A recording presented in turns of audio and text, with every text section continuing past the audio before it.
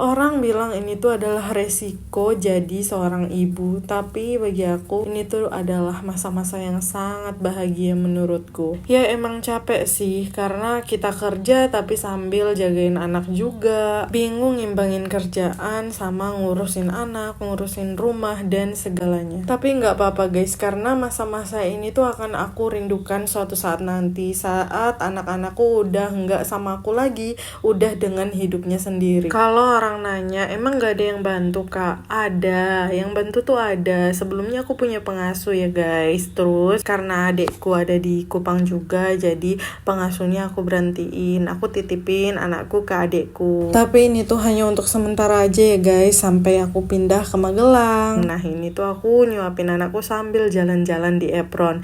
Kalau nggak tahu apron itu apa, kayak landasan pesawat gitu. Tapi yang bagian ini tuh biasanya untuk parkirin pesawat guys. Nah ini kan posisinya pesawatnya lagi nggak ada, jadi aku bawa anakku aja main-main di sini. Soalnya dia tuh pasti suka banget tempat yang luas-luas kayak gini buat dia lari-lari.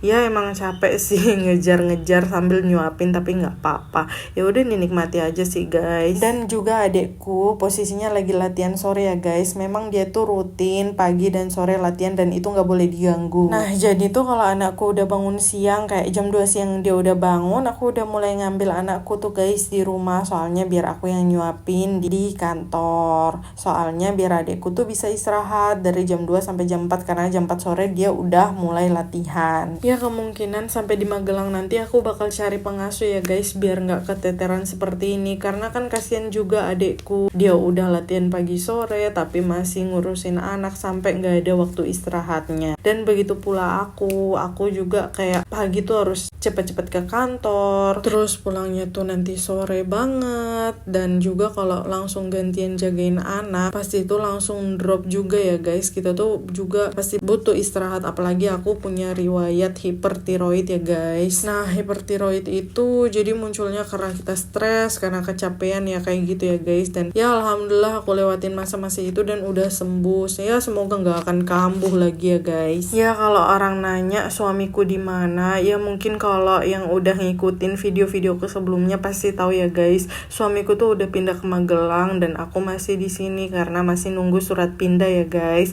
Surat pindah tuh prosesnya lama. Jadi ya udah aku sabar-sabar aja dulu di sini. Ya pokoknya sambil menikmati aja ya guys. Soalnya di Kupang ini juga tuh kayak apa ya, surganya traveling. Aku masih pengen traveling kemana-mana.